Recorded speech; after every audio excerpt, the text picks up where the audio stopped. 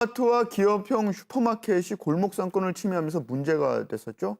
그런데 유통 대기업들이 약과 상품을 함께 파는 복합 점포, 이른바 드럭스토어를 경쟁적으로 추첨하면서 중소상인의 매출 감소에 가장 큰 영향을 미쳤다. 뭐 이런 조사 분석 결과가 나왔다고 하네요. 관련해서 국회 산업자원위원회 김재남 정의당 의원과 얘기 좀 나눠보죠. 연결해 보겠습니다. 김 의원님. 안녕하세요. 먼저 새로운 변종 마켓이라는 별칭을 가진 드럭스토어, 이게 얼마나 늘어난 겁니까? 네, 드럭스토어는 우리나라 2009년부터 본격 나타났는데요. 네? 5년이 지난 2014년 지금 5배가량 급증했습니다. 153개에서 현재 669개 점포가 엄청 늘어난 것이죠. 예. 숫자도 숫자지만 또 궁금한 게 대기업 가운데 어떤 매장의 증가율이 눈에 띄느냐 뭐 이런 거거든요. 관련한 네. 얘기도 좀 해주실 수 있나요? 대부분 대형 유통 대기업인데요.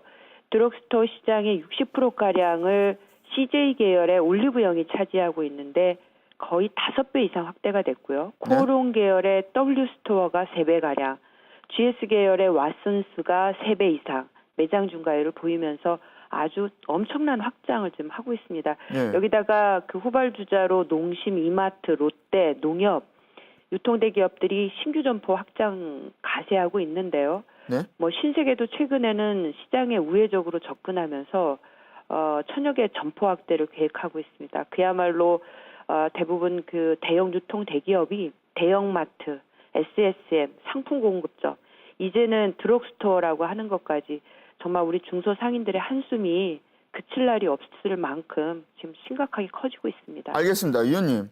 그 드럭스토어 때문에 소상공인 피해도 발생한다는 뭐 이런 얘기도 있던데 보시기에 주로 좀 어떤 네. 업종이 직접적으로 타격을 입고 있던가요?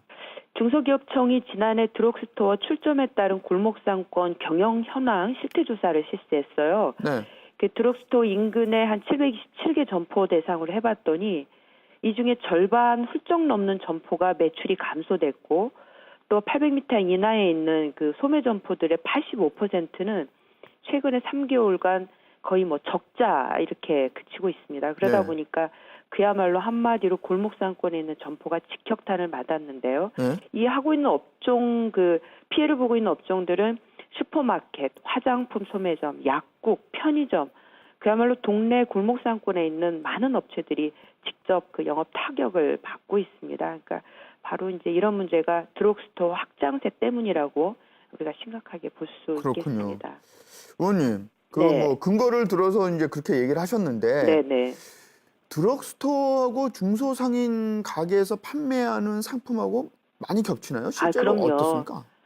몇몇 전통적인 그 약국 중심의 드럭스토어로 운영하는 기업들인데 거의 대부분 드럭스토어에 가면 약은 없습니다. 근데 가보면 아시겠지만 안 파는 게 없어요. 드럭스토어에. 네. 화장품, 생활용품, 뭐 건강 보조식품, 생활 잡화, 식품, 하여튼 잘 팔린다 싶은 품목들은 죄다 가져다가 팔고 있고요. 뭐 네? 세일에 특방까지 하고 있으니까요. 그러니 네네. 당연히 주변의 그 소매 점포 상권의 직격탄이 되는 것이죠. 다른 얘기도 좀 여쭤보죠. 네. 그 24시간 편의점에서 살 수 있었던 감기약이나 소화제 같은 상비약 있잖아요. 네. 이걸 뭐 드럭스토어에서 팔 수 있게 되면 문 닫는 동네 약국이 많아질 것이다. 뭐 이런 주장이 있더라고요. 그렇습니다. 어떻게 보세요? 현재로서도 드럭스토어 진출 초기와 비교해서 약국 폐점률이 15% 이상 상승했어요. 근데 네네. 여기다가 그 안전 상비약까지 허용한다? 어떻겠습니까? 지금 현재는 약사법의 안전 상비 의약품은 24시간 영업점포 판매만 허용을 하고 있어요. 주로 편의점에서 파는 거죠. 예? 그런데 대형 그 유통업체들이 판매자 등록 기준을 완화해달라, 드럭스토어에서 판매를 허용해달라, 이렇게 지금 압력을 행사하고 있어요. 그러다 보니까 말 그대로 약 없던 드럭스토어에 이제 약 있는 드럭스토어까지 되겠다는 말인데, 네. 보건복지부가 정말로 그 하반기 안전상비약 품목 확대 검토까지 하고 있어요. 최근에 뭐 정부가 입만 열면 규제 완화 하는데 그 일환으로 드럭스토어의 의약품 판매 허용까지 해버리게 되면 동네 골목에 약국 남아나질 않죠.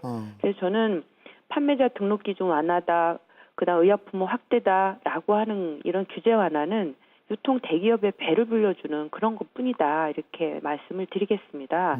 그래서 약국 문 닫는 시간에 원래 상비 의약품 구입을 못해서 그 편의점에다가 그런 상비 의약품을 판매하게 하는 것이지 드럭스토어 이런 데 돈 벌어주게 하자고 하는 이런 의도가 아니기 때문에 지금 보건당국이나 정부는 이런 점 명확히 인식해야 되죠. 알겠습니다.